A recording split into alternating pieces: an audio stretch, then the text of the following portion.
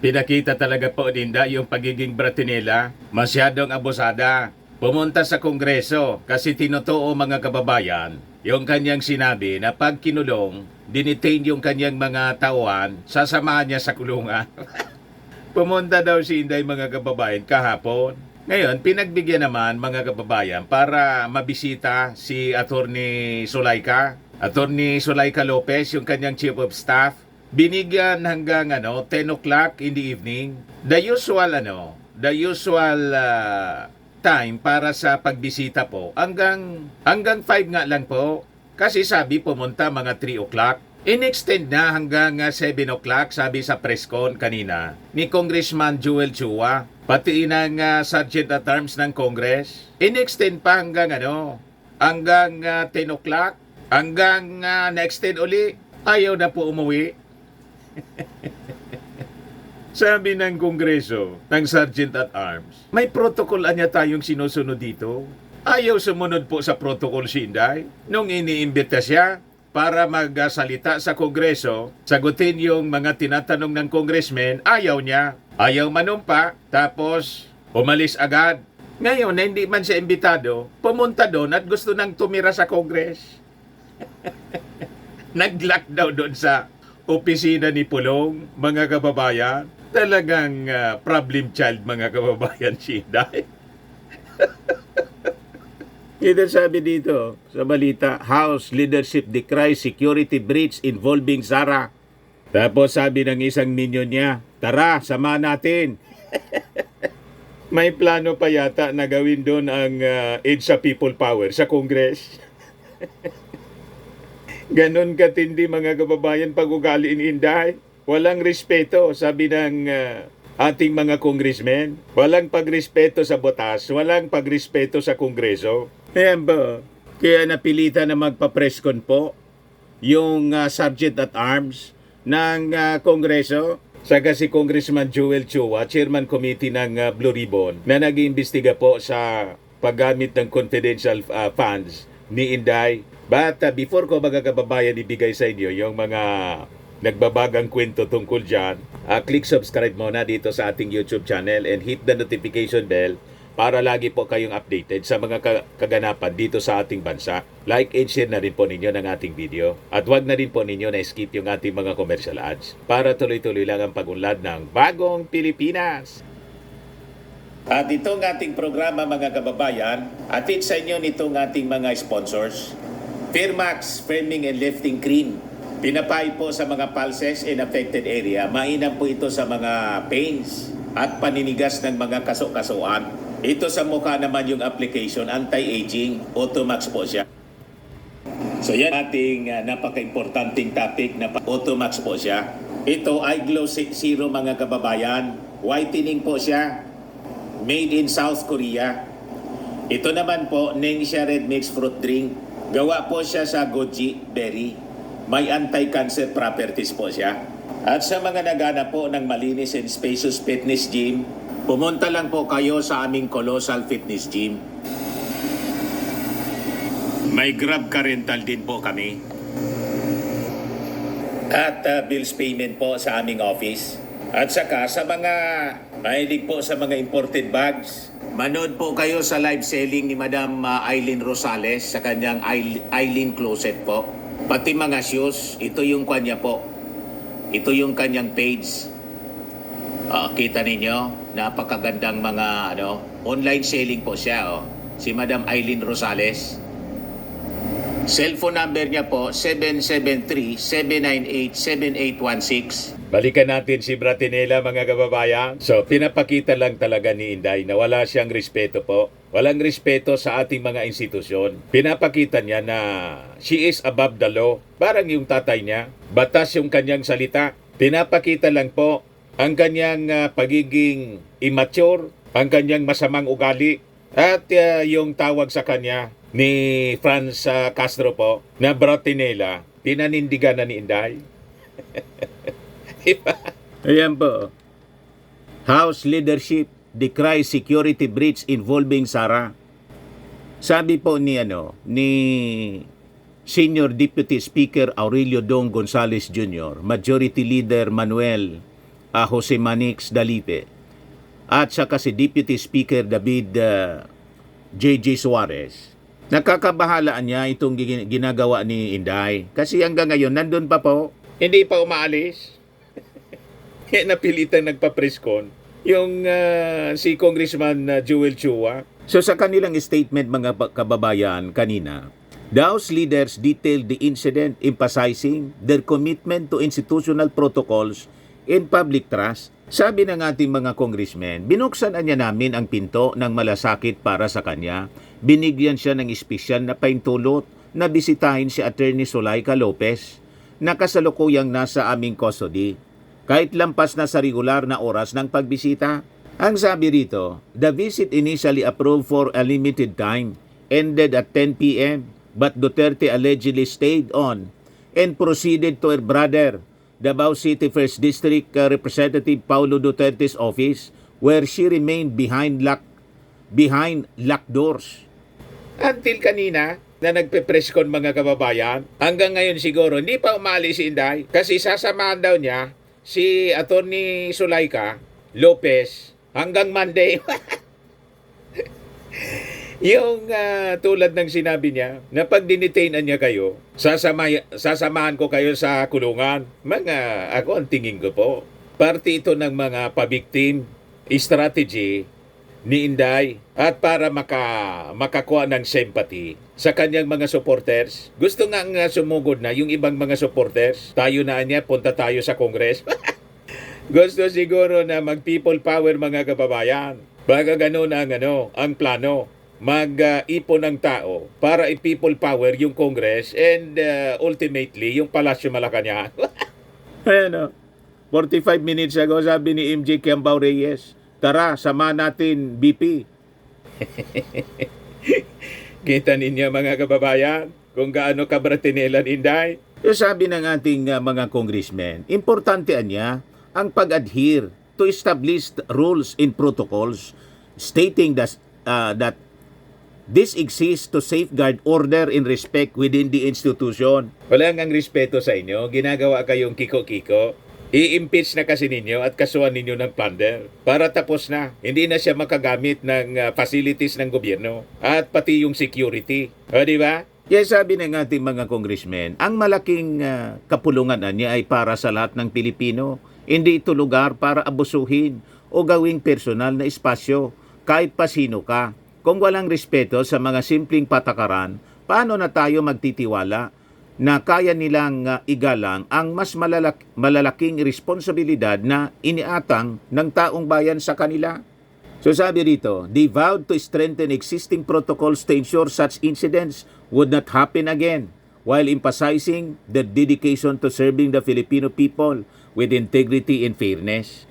Ang malaking kapulungan ay narito upang maglingkod ng tapat sa taong bayan. Sana ganito rin ang gawin ng lahat ng opisyal ng gobyerno. Sama-sama nating protektahan ang tiwala at kumpiyansa ng mamamayang Filipino, sabi sa statement ng ating mga congressmen. Pakinggan natin yung pangyayari mga kababayan based sa presscon na pinatawag ng Congress. Ito siya mga kababayan, pakinggan natin. Ian Cross from GMA7. Bago natin tanungin si Congressman Chua, General Taas, pwede ba nating malaman yung narrative? Anong oras ba dumating dito si VP Sara? Kailan niya intended umalis po? Maraming salamat, Ian. Napansin ko nga, kanina ka pa nakatingin sa akin, so alam ko na ako yung unang-una mong tatanungin. So let me share with you what transpired. I'll give you the chronological timeline of the events that transpired from yesterday until noon today. As regards the visit in the House of Representatives of Vice President Sara Duterte. Let's start with, just give you a very brief rundown by time. At about 2 p.m. yesterday, 2 p.m. pala, hindi alas 3. Of the OBP inside the complex of the House of Representatives. And about 2 hours after that, just before 4 p.m., the security team of the Vice President coordinated with our Legislative Security Bureau. And we basically briefed them about our House rules and the security protocols and guidelines. At about 4 o'clock, we receive an advice from the security that the Vice President is on her way. However, it was not until 19:45, or about 2 hours after, that the Vice President actually arrived. And she was brought directly to the visitor center of the House of Representatives, situated at near the South Gate. There, we also brought Yusek Sulaika Lopez for them to meet. Sergeant at arms po siya ng And Congress. they were there until In charge ng security. 10 o'clock, which is our based on our house rules. That's the latest that we will allow General po siya. visitors to our detained guests. And at about 10 o'clock, the Vice President, together with Yusek Lopez, actually prepared to leave the premises of the visitor center, as we have requested. However, after 3 minutes, that Attorney Lopez started heading her way back to our detention center, the Vice President, at about 10:05, also rode her convoy, which is right adjacent to our South Gate. And we were all assuming that she will start turning right, exiting the House of Representatives. However, her convoy went straight ahead, heading towards the Southwest Annex. South Wing Annex, sorry. And we talked over the phone with the security, and we were informed that the VP will just change using the room of the Honorable Pulong Duterte. And so we waited. But waited until 1 hour. At about 11 p.m., I started to proceed to the office of the Honorable Duterte to find out what's going on, what's causing the delay. At about 11:30 p.m., I personally appealed to the protocol and the security of the Vice President at room 304 if they could possibly already leave the premises, as there's always a practice during long weekends that we turn off power in all our buildings. If you will note, if you will go around Congress during Thursday na walang pasok ng Biyernes, Sabado at Linggo, ino-off po talaga natin yung power. One, it's because to save on energy, dahil centralize ang air conditioning. And second, to prevent po yung occurrence ng electrical fire. Dahil hindi po natin alam kung mayroon nakapag-iwan ng mga chargers or laptops or whatnot sa kanya-kanya mga opisina. So standard po natin ginagawa yun. And normally nga po, it's at 10:30 na ginagawa natin na ino-off. In the case last night, in deference to the Vice President, inabot po tayo ng 12:30 bago natin talagang in-off na.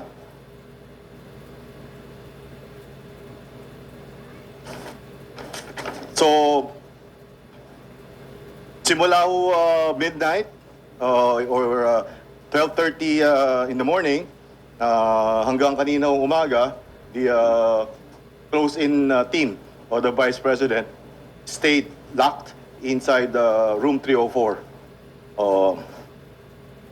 So about 7:30 this morning, upon request of our personnel and finance office, we had to turn on the power again dahil magtatrabaho po sila sa SWA. So that's about 7:30 this morning. 8 o'clock, the Vice President, security team remained locked inside the room 304. At 10:53, we noticed the Vice President, together with entourage, left the room of the Honorable Pulong Duterte, and we followed her all the way to the detention facility. At 11:07 this morning, the Vice President was allowed by the chairman of the Governance Committee to visit and once again discuss with Attorney Sulaika Lopez. At our House of Representatives Custodial Center.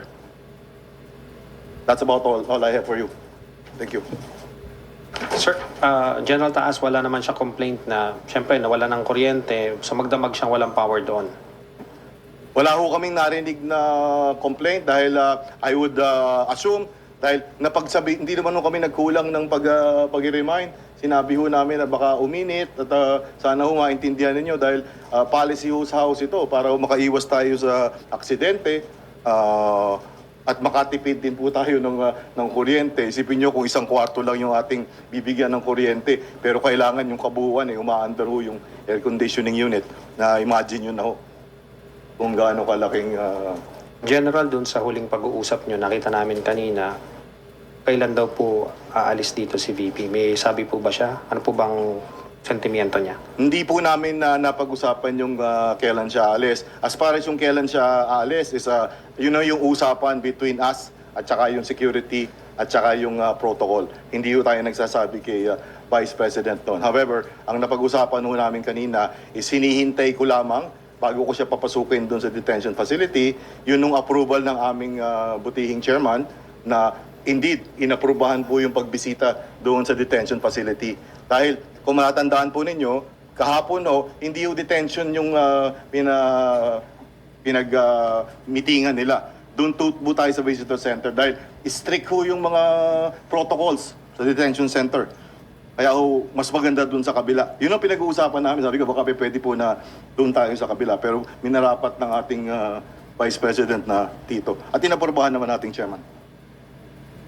Last from my end, Sir, Congressman Chua, kayo po, ano po ang sentiments ng komite dito sa nangyayari ngayon dito na pagbisita po ni VP Sara? Well, briefly, bigyan ko muna kayo ng background kung ano po yung mga nangyari. Nagkaroon po ng mga exchanges of correspondence. Nagpadala po sa akin ng sulat, mga letter requests, ang si Attorney Zulaika, ganon din po si Vice President, at saka si Congressman Pulong Duterte.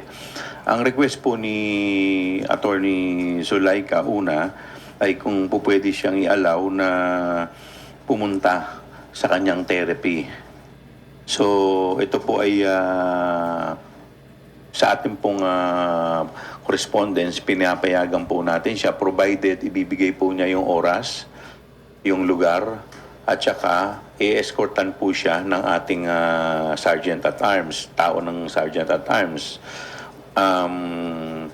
Pangalawa, sumulat po sa atin si Vice President kung po pwede na mag-stay siya kasama si Attorney Zulaika for the duration ng kanyang detention. Ito po ay hindi natin inalaw dahil unang-una hindi naman po siya part ng naikukulong. So, pero sumulat uli siya, humingi siya ng permiso kung po pwede na mabisita niya si Attorney Zulaika at yun naman po ay pinayagan naman po natin. Ang isa pa pong sulat na natanggap po natin kay Congressman Pulong Duterte, kung po pwede, instead na dun sa detention facility, ilipat dun sa kanyang office.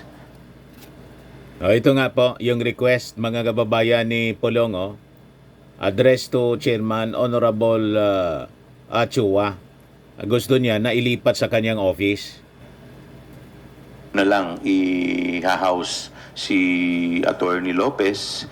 Ito po hindi natin na pinayagan dahil otherwise, ang mangyayari po niyan, yung susunod po, yung mga iba pa pong mga may connection o may mga kaibigan na congressman, gano'n na lang po ang gagawin. Tama. So, sa amin po paniniwala ay bad precedent po pag pinayagan po natin. Correct. At saka siyempre, ayaw naman po natin na magbigay ng pabor. Gusto naman po natin pantay-pantay po lahat. Correct. Ang mga i-detain po dito.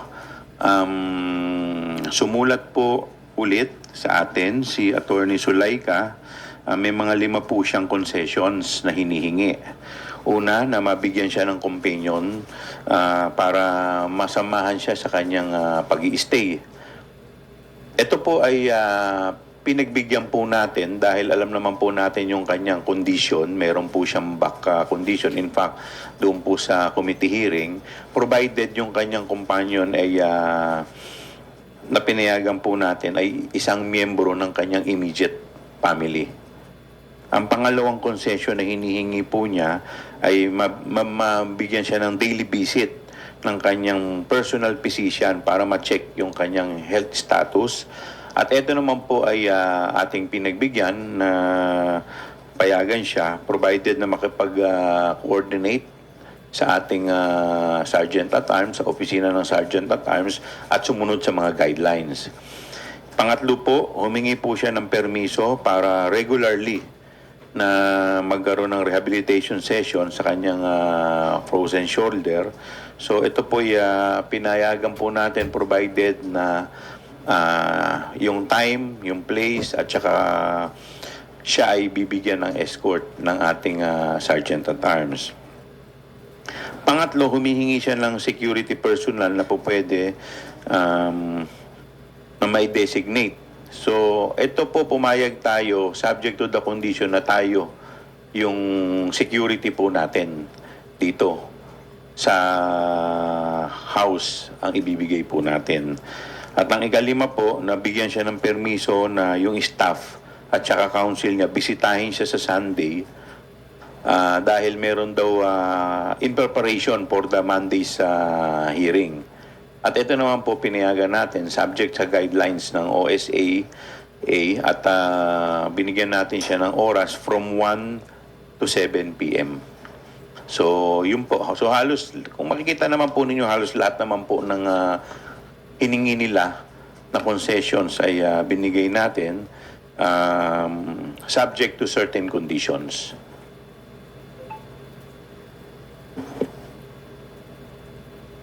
Sorry. Sir, hi. Tristan po from Newswatch Plus. Sir, confirm ko lang yung first request ni VP Sara is to accompany Attorney Lopez po na magstay siya rin sa detention, sir, until matapos ni Attorney Lopez yung detention niya. Yes po, yun po yung initial letter niya na hindi naman po natin napagbigyan dahil siyempre meron naman po tayong sinusunod na guidelines. Pero yung pangalawang sulat po niya na kung po pwede bisitahin si Attorney Lopez, ay yun naman po ay pinagbigyan natin. Subject to guidelines din ng Sergeant at Arms. Excuse me, Miss Vivian from ABS. Good afternoon. Sir, so hindi po pinayagan si Vice President Duterte na magstay dun sa detention facility, pero outside the detention facility pero within the Batasan compound, allowed po ba si VP po mag-spend for example ng weekend doon? What do you mean? For Ang example, request po kasi niya is samahan si Attorney Zulaika sa loob ng detention. Eh hindi naman po natin papayagan kasi hindi naman po siya detainee. At saka sa totoo lang, siyempre medyo hype. Malinaw na propaganda po. Pa-victim, sasabihin, pati si Vice Presidente niya, kinulong ng Congress. Pero siya man lang ang may gusto. Kita niya? At gustong magpa-victim para galitin yung mga mamamayan, mag-alsa laban kay PBBM. Alam na this, mga kababayan. File po ito eh. It will require so much security. Security risk po to dahil pangalawang pangulo po to. I do not know if we have enough security dito para mabantayan ang pangalawang pangulo. kasi I understand last night doon siya nagstay sa office ni Representative Duterte. So, pwede po ba siya doon magstay for the night? Oo.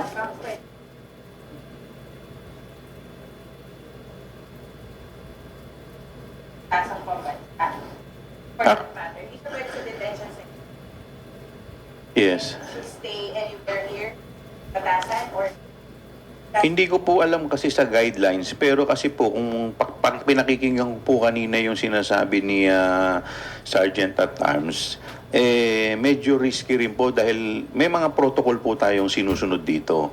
So could you imagine kung mag stay ka po doon, ikaw lang, yung isang opisina lang ang bubuksan natin.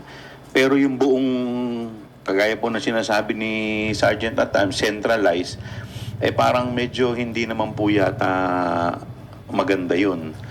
So, sa akin naman po, wala naman po masama kung umuwi at pagkatapos the following day, po pwede naman po bumalik. Welcome naman po. Yun naman po talaga yung, maski naman po yung mga lawyers ni VP, i-allow din po natin sa mga ganong klaseng arrangement. So until what time po pwede Representative Chua or Sergeant Sir Taas, kung hanggang anong oras po pwede si VP Duterte dito today, and sa weekends po, ano yung schedule ng visit na ipapayagan po natin? Hindi lang po kay ating pangalawang Pangulo, sa lahat po ng bibisita sa ating mga nakadetain. Ang policy po natin is pag merong session, inaalaw ho natin hanggang alas 7 ng gabi. Dahil obviously, marami yung tao from Monday to Wednesday. However, pag po Thursday hanggang weekend, subject po sa approval ng committee na may hold po dun sa So, pwede ho ating i-allow hanggang 7 din ng gabi. Dahil anything beyond that, overtime na nga po, tama po si Chairman Chua, napakarami yung security yung kailangan nating i-devote doon sa isang bisita lamang. Ako po, simple lang po ang opinion ko po dito. Sana naman po yung respeto po at yung leniency na binibigay po natin sa ating Vice President, suklian din naman po niya ng respeto sa atin. Yung mga tao po, kagaya po ni Sergeant at Arms at yung mga personnel po dito po sa House Rep, ginagawa lamang po yung kanilang trabaho alinsunod po sa guidelines. So, pag may nangyari naman po, unang-una po, si ating Vice President, high profile po yan na personality. Hindi naman po yung ordinaryong mamamayan. Pag may nangyari po dyan, sagutin din po nila yan. So, sana po, wala naman pong masama na makipagtulungan sa amin. Lahat naman po, as long as within the bounds of law, ay ibibigay naman po namin. Ang hinihiling lang po namin, sana po sumunod lamang po nang sa ganun ay hindi na magkaroon ng ganitong klaseng issue. Respect begets respect. Yun lang po. We acknowledge Ms. Llanesca.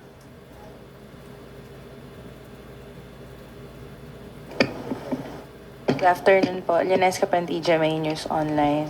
Sir, what would happen if the Vice President chose to stay? What would be ano ba yung provided for by the rules of the House? Given such, in the event that there is a defiance on the part of the Vice President? Wala pong nakasaad doon sa House dahil nga po sa rules natin, dahil nga I believe the House rules was made with the principle na tayo mga Pilipino ang pinaka most hospitable na mga mamamayan sa buong mundo, na kaya po kung ano lang yung i-request sa atin, pinagbibigyan naman natin. So, hindi ho na-cover yun kung ano yung gagawin. At ngayon nga po, kung gamitin itong pagkakataon na to para ipaabot, yung pakiusap na rin po ng mga security ng ating pangalawang Pangulo, na kung maaari nga po, sasabi ho ni Chairman kanina, pwede naman mong dumalaw bukas. Huwag na lang ho mag-stay dito sa gabi. Dahil alam niyo yung gabi, talagang kailangan doblehin natin yung security dahil pangalawang Pangulo nga po ito. So kagabi po medyo marami-rami yung nag-overtime. Dadagdagan ko lang po yung sagot ni Sir ni Sergeant at Arms na kung gusto po niya ng much longer time, siguro po pwede naman po siyang mag-request ng extension. So sa ako tingin ko naman po, kung reasonable naman po, yung extension na hihingin, another hour or two to the max, wala naman po, pagbibigyan naman po natin. Pero sana naman po, wag naman po niya isagad kasi po it will, parang hindi po magandang precedent. Otherwise, sasabihin po na meron po tayong pinapaboran dito. Porque po ba pangalawang pangulo, pinapayagan ninyo? E paano naman yung mga maliliit na tao? Yung mga ordinaryo na nakukulong po dito, hindi namin. Siyempre, ang batas naman po natin dapat pantay-pantay. Ini-implement po natin yan, nakapwesto ka po o hindi, dapat ang pag-i-implement po niyan, pantay-pantay. Huwag po sanang sasama ang loob ni Vice President sa ating mga staff. Mga ordinaryong tao lang po yan, sila po ay nagpapatupad lamang ng kanilang tungkulin. Next question will be from Miss Ria Camille, TV5, then followed by Vic Sumintak. Hi, sir. It's Ria Fernandez, TV5 po. In normal circumstances, when is the visiting hours? What time? Every when? And under normal circumstances, it's 8 to 11 in the morning and 1 o'clock in the afternoon until 5. During non-working days, or maybe in our case, Thursday. But during session days, we allow it until 7 p.m. That's the latest. Pero as much as possible, we would like to keep it at 5 p.m. But upon request, we can extend 2 more hours up to 7. Okay, if there is a request, you allow maximum of 2 hours. Only Monday to Thursday, no Friday, no weekends. Weekends, we do allow, except Sundays. Okay, and on weekends, we allow visitation from 8 to 11 in the morning and 1 o'clock in the afternoon until 5. Until 5. Sir, Except none on Sundays. to your recollection, sir, in the House's history, is this the first time that this happened? I've been the Sergeant at Arms since July of 2022. Yes, the answer is yes. It's the first time we've experienced this. Until now, as we speak, sir, the Vice President is still in the office of Congressman Duterte. Before coming here, she was still at the detention facility together with Attorney Lopez. I would have to check if she's still there, and I'll get back to you. Okay po. Kong Joel, are we considering going to the office of Kong Duterte to personally appeal to the Vice President and relay yung ating concerns, most especially na it will entail a lot of security if she will remain defiant or she will be defiant? Well, siguro mami, pag-uusapan muna namin ni Sergeant at Arms what is best, no? But ako siguro naman, tayo naman mga reasonable tao tayo eh. 'Di ba? Lahat naman po tayo dito, lingkod bayan. So, ang trabaho po natin bilang lingkod bayan ay sumunod sa batas at magpatupad ng batas. Eh kung tayo po mismo hindi susunod sa batas, Correct. paano pa natin ipatutupad ang mga batas? Tama. Pero halimbawa po, kunwari po, you want to set limits already to the visit po. Meron po ba tayong parang ano ba penalty for And someone? ma'am, to cut you Yeah, okay, go. short, no? Dapat pa bang sabihin na sumunod sa batas ang ating pangalawang pangulo? Correct. Ang ating pong pangalawang pangulo ay isang abogada. Siya po ay pangalawa sa pinakamataas na opisyal ng ating bansa. Nag-oath po kami Dapat ng aming panunungkulan na kami leading po by ay example. susunod sa alituntunin. So sa tingin ko naman po, magiging reasonable naman po ang ating pangalawang pangulo at sa tingin ko naman po ay alam naman din po niya kung ano po ang dapat niyang gawin at alituntunin po dito. Okay, sir. Sir, balikan ko lang yung tanong ko. Halimbawa, may isang tao na visitor and ayaw niya sumunod dun sa visiting hours na sinet po ng house. Meron po bang karampatang parusa yun? Wala akong penalty clause yung ating guidelines as to yung security protocol as regards yung detention facility. Ang tingin naman mo namin, hindi nakakailangan yung ano na yun, nakamakarating pa tayo dun sa magpataw pa tayo ng parusa. Dahil lang sabi ko nga, hospitable tayo, ang kailangan lang is magpaalam at tayo naman na yung mag-uusap.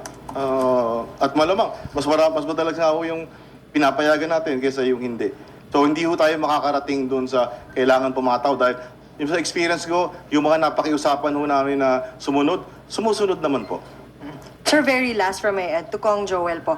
A couple of days ago, sinabi po ng VP na parang yung mga nangyayari sa staff niya, naapektuhan sila, no, nadadamay sila because of the political persecution sa kanya.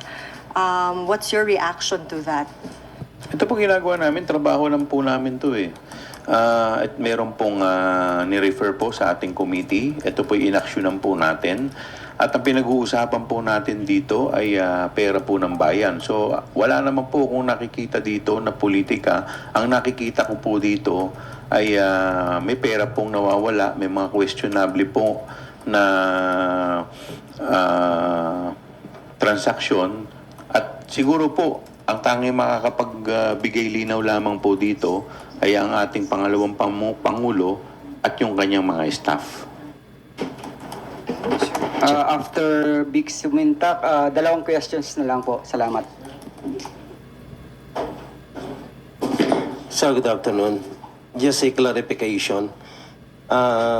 Kong Joel, what if the Vice President opt to stay gaya ng kanyang ginawa last night, even without the electric supply in the office of Congressman Pulong? Then, anong gagawin? Trabaho po yan ng ating Sergeant at Arms. Kayang-kaya na po ni Mr. Sergeant at Arms yan. Pero sa po niyang pahirapan, dahil sumusunod lang po, uulitin ko po ang pakiusap ko na ang ating pong mga empleyado dito, kasama na po dito ang ating Sergeant at Arms, ay ginagawa lamang po nila ang kanilang tungkulin at trabaho. Sana po sumunod po tayo sa mga patakaran dahil ito po ay pagpapakita lamang ng respeto sa institusyon. Next question from UNTV. Hi, sir. Good afternoon. Just a clarification. Yung Vice President asked to stay with Attorney Lopez inside. But I just want to get or to know what were the specific reasons given by the Vice President, if any? Kasi kung ano lang ba, gusto lang ba niya pumasok, may reason ba siyang binigay, particular kung bakit gusto niya pong makasama yung kanyang Chief of Staff? Thank you. Meron po siyang 6 na dahilan na sinasite dito. For humanitarian reasons, I request for consideration of her situation given the following circumstances. Number 1, as you may have already noticed during her appearance in the committee hearing yesterday, she has persistent and chronic back problem that often further results in migraines. Number 2, she has expressed since yesterday that she is nauseous and lightheaded. Number 3, she has little sleep because of fears for her security and safety. Number 4, she is not used to being alone and is worried that other detainees may cause her harm. Number 5, she is still experiencing fatigue due to jet lag and sadness about the condition of her aunt.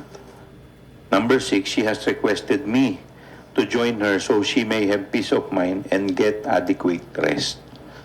So yun po yung 6 na reasons kung bakit po niya nire-request. Sir, kaunting sundot lang. So, kasi yun yung kinukonsider niyo, tinitingnan niyo. So, hindi justifiable yung reasons na binigay po ng Vice President rather. Thank you. Well, unang-una, hindi po namin mai-allow siya dahil unang-una, hindi naman po siya detainee. Pangalawa, high profile po siya. Baka mamaya may nangyari po dyan. Kawawa naman po yung ating mga empleyado dito. Alam naman po natin, security risk yan. Pangalawang Pangulo po yan. At pangatlo ay ngayon po, isa sa mga hinihingi po ni Attorney Zulaika, siguro mas maganda po kung immediate family. Yung po ang pinayagan ko po, yung immediate family. Correct. Kung wala na po, perhaps we can... one more. Kung siguro po, how would you describe itong mga ginagawa ni VP Sara? Because she's not attending your hearing, pero pumunta siya nung nagpunta po si PRRD dito. Pumunta rin po siya ngayon dahil nandito si Attorney Nakakaloko. Lopez. But hindi po siya pumupunta sa hearing nyo. So, if you were to describe Siga-siga yung talaga ginagawa po. po ni VP Sara ngayon, ano pong matatawag nyo dito, sir? Lack of respect in the Oh, institution. Siga-siga. Nakikita naman po natin, no, na parang kung kailan lang niya gusto, kung ano lang ang gusto niya, yun lang ang gagawin niya. In fact, ngayon, Bratinila. sinabihan siya na, kagaya kanina, naririnig ko kay Sergeant at times, sinabihan siya to leave the office of Congressman Pulong, pero hindi pa rin niya sinunod. So, parang sa akin lang, no, na kasi tayo, official tayo eh. Dapat careful tayo sa ating mga aksyon. So, dapat ito ay tinitignan din natin kasi it will show our character. Nagre-reflect yung character natin sa ating mga aksyon. So, sa akin lang, hindi ko naman masasabi kasi si Vice President, nakita naman natin mataas ang pinag-aralan eh. Isa po siyang abogada. So sana yung respeto sa mga tao, lalo na sa mga mas maliliit sa kanya, sana ibigay din po niya. Correct. With that, thank you. Wala talaga po. Wala nang pag-asa si Inday. Hindi naturuan ng tama po. Lahat mali yung ginagawa. Hindi napalaki ng maayos. Walang respeto sa batas. Walang respeto sa rules. Walang respeto sa institusyon. Gusto ninyong maging pangulo? Ang ganyang uri ng tao? Above the law? Above the rules? So hanggang ngayon, nasa Congress pa si Inday. Naka-lock daw doon sa nag-lock doon sa opisina ni Pulong. Gusto mag-stay hanggang Monday. Subaybayan natin mga kababayan, baka may mga pinaplanong may pinaplanong maitim. Lalo't inappoint na niya yung kanyang sarili as designated survivor. Baka gustong palitan si Martin. Bakit niya si Martin? Pangapat lang si Martin sa hierarchy. Vice Presidente, pangalawa siya. Para sa control niya yung mga congressmen. Imposible naman niya, Mr. Maravilla. Pinipikon si Martin. Para nga magpabiktim po. Para isipin po, inaapi siya ng Kongreso. Ganun lang po, mga kababayan. Naghahanap po ng diferensya. Naghahanap ng rason. Sa mga naghanap ng malinis and spacious fitness gym, pumunta lang po kayo Colossal Fitness Gym. We also offer Grab Car Rental with our brand new 2023 model ng Toyota Innova. We also accept booking for those who are planning to travel via PAL, Cebu Pacific, and other airline companies, local and international, and bills payment for Meralco Bills, PLDT, Aleco Bills, etc. Ang Colossal Fitness Gym is located at 3rd floor Security Bank Building, Landco Business Park, Legazpi City, Albay. For inquiries, look for Chilon Maravillas. Contact number 0966-802-0949. Yan yung aming Innova. Lagi na pong matao sa amin. Pati mga foreigners po, tingnan ninyo. Mga British tourists sila. Ang lalaki ng katawan na, mga kababayan, nag-gym sa amin. Ito naman po, Indian National. Ito mga mga European sila. Ito naman yung bago naming product na binibenta online, iGlow Serum. Whitening po siya galing sa South Korea. Tingnan ninyo yung epekto sa aking anak na architect entrepreneur, Riz Maravillas. For inquiries, look for Riz Maravillas on FB. Ito naman po, Firmax Framing and Lifting Cream. Pinapahid po ito sa mga pulses and affected area. Mainam po ito sa mga pains at paninigas na mga kaso-kasuan. Ito po, Automax Radiant Serum. Sa mukha naman yung application. Anti-aging po siya. You will look 10 years younger than your age. Sa mga cancer patients naman po, baka lang gusto ninyo itong itry. Nengxia Red Mix Fruit Drink. Hindi man po siya gamot, food supplement siya. Kaya lang, gawa siya mga kababayan sa goji berry. Yung goji berry may anti-cancer properties. Yung mga inquiries ninyo, dumiritso na lang kayo sa aming messenger sa Facebook para masagot namin agad. Ayos po? Ako po si Dante Maravillas. Bye-bye. God bless.